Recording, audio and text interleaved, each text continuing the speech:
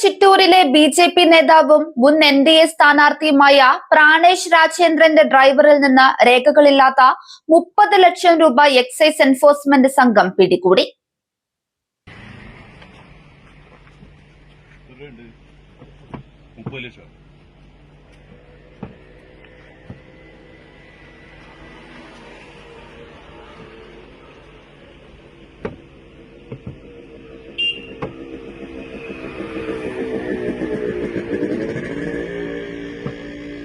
പ്രാണേഷ് രാജേന്ദ്രന്റെ ഡ്രൈവറായ മണിക്കുട്ടനിൽ നിന്നാണ് എക്സൈസ് സംഘം പണം പിടിച്ചെടുത്തത്. സ്കൂട്ടറിന്റെ സീറ്റിനടിയിൽ അതീവ രഹസ്യമായി ഒളിപ്പിച്ച നിലയിലായിരുന്നു 30 ലക്ഷം രൂപ കണ്ടെടുത്തത്.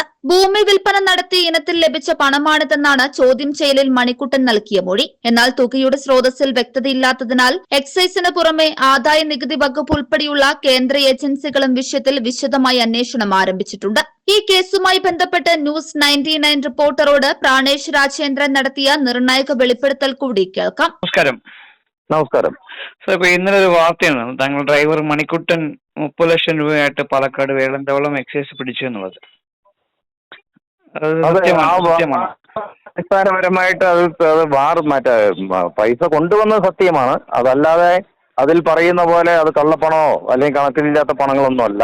എന്റെ സ്വന്തം അക്കൗണ്ടിലുള്ള പണം ട്രാൻസ്ഫർ ചെയ്ത് അത് എൻകാഷ് ചെയ്തിട്ട് വരുന്ന വഴിയാണ് എക്സൈസുകാര് അവിടെ തടഞ്ഞത്. അപ്പോ ഞാൻ ഡൽഹിയിലായതുകൊണ്ട് ഞാനത് ഓൺലൈൻ മുഖേന വാട്സാപ്പിൽ എന്റെ അക്കൗണ്ട് സ്റ്റേറ്റ്മെന്റ് അയച്ചു കൊടുത്തു.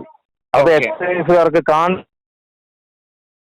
അവിടുത്തെ രാഷ്ട്രീയ സ്വാധീനം വെച്ചുകൊണ്ട് അവിടുത്തെ കോൺഗ്രസ് കമ്മ്യൂണിസ്റ്റും എല്ലാം അവർക്ക് വേണ്ടി പണിയെടുത്ത പോലെയാണ് എക്സൈസിന്റെ ഭാഗത്തുനിന്ന് മനസ്സിലാക്കാൻ കഴിഞ്ഞത്. ഒരു ഫണ്ട് കൊണ്ടുവരുമ്പോ അതിന് വേണ്ട തെളിവുകൾ അക്കൗണ്ട് ട്രാൻസാക്ഷൻ നടത്തിയതും അക്കൗണ്ടിൽ നിന്ന് വിഡ്രോ ചെയ്തതിന്റെ സ്റ്റേറ്റ്മെന്റ് ഹാജരാക്കിയാൽ നിയമപ്രകാരം അത് കുറ്റകരമല്ല എന്നാണ് എനിക്ക് മനസ്സിലാക്കാൻ കഴിയുന്നത്. അത് നമ്മൾ ഹാജരാക്കിയിട്ടുമുണ്ട്. ഇപ്പൊ ഞങ്ങൾ ഇൻകം ടാക്സുമായിട്ട് സംസാരിച്ചപ്പോൾ അവര് പറഞ്ഞത് തന്നെയാണ്, ഞങ്ങൾ സമൻസ് കൊടുക്കുന്ന ഡീറ്റെയിൽസ് അവർ തരുന്നുണ്ടെന്നാണ് ഞങ്ങളുടെ പറഞ്ഞിപ്പോ അവര്. അതെ, അവര് സമൻസ് തന്നിട്ടുണ്ട്. അവര് ഇപ്പൊ തന്നെ ചോദിച്ച രേഖകൾ മുഴുവൻ ഞാൻ ഹാജരാക്കി കഴിഞ്ഞു. ഇനി അതിന് പുറമെ ആ സമൻസിൽ പറയുന്ന പോലെ മറ്റു രേഖകളും കൂടി ഹാജരാക്കണം. അത് വേറൊന്നുമില്ല. ഇനി അത് നമ്മുടെ IT റിട്ടേൺസിന്റെ ആണ്. അതും നമ്മളിപ്പോ ഹാജരാക്കും. ഇപ്പൊ ഫണ്ട് ട്രാൻസാക്ഷൻ നടന്നതിന്റെ ഇന്നലെ തന്നെ ഈ സംഭവിച്ച 5 മിനിറ്റിനുള്ളിൽ ഞാൻ ഹാജരാക്കി കഴിഞ്ഞു. അക്കൗണ്ട് നമ്മൾ ട്രാൻസ്ഫർ ആക്കിയതും ട്രാൻസ്ഫർ ആയ അക്കൗണ്ടിൽ നിന്ന് വിഡ്രോ ചെയ്ത് 2 സ്റ്റേറ്റ്മെന്റ് 5 മിനിറ്റിനകം ഞാൻ ഹാജരാക്കി. അതുകൊണ്ട് ഫണ്ട് സത്യസന്ധമായ ഫണ്ട് തന്നെയാണ്. അതിൽ യാതൊരു തർക്കവുമില്ല. എന്റെ ഡ്രൈവറിനെ ഞാൻ തന്നെ പോയിട്ട് ആ ഫണ്ട് കൊണ്ടുവരാൻ പറഞ്ഞത്. News desk 99 news Palakkad. നമസ്കാരം.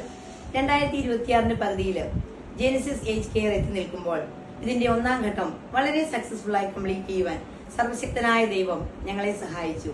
ചില മാസങ്ങൾ മാത്രമേ ആയിട്ടുള്ളൂ ജെനിസിസ് ഗാർഡന്റെ പ്രവർത്തനങ്ങൾ ആരംഭിച്ചിട്ട്. എങ്കിലും പലയിടങ്ങളിൽ നിന്നും സ്നേഹസമ്പന്നരായ പല മാതാപിതാക്കന്മാരും അവരുടെ റിട്ടയർമെന്റ് ജീവിതം ചെലവഴിക്കുവാൻ ജെനിസിസ് തിരഞ്ഞെടുത്തപ്പോൾ ഞങ്ങൾ 1ാം ഘട്ടത്തിൽ നിർമ്മിച്ച എല്ലാ റൂമുകളിലും ഏകദേശം റെസിഡൻസ് നിറഞ്ഞതിനാൽ ജെനിസിസ് ഗാർഡൻ ഏജ് കെയറിന്റെ 2nd പാർട്ട് ബിൽഡിംഗ് പണികൾ ഉടൻ ആരംഭിക്കുന്നു. നിങ്ങളുടെ റിട്ടയർമെന്റ് ജീവിതം നിങ്ങൾ തനിച്ചാണോ? നിങ്ങൾ വിഷമിക്കേണ്ട, ഞങ്ങൾ നിങ്ങൾക്കൊപ്പമുണ്ട്. ഞങ്ങളെ കോൺടാക്ട് ചെയ്യുക.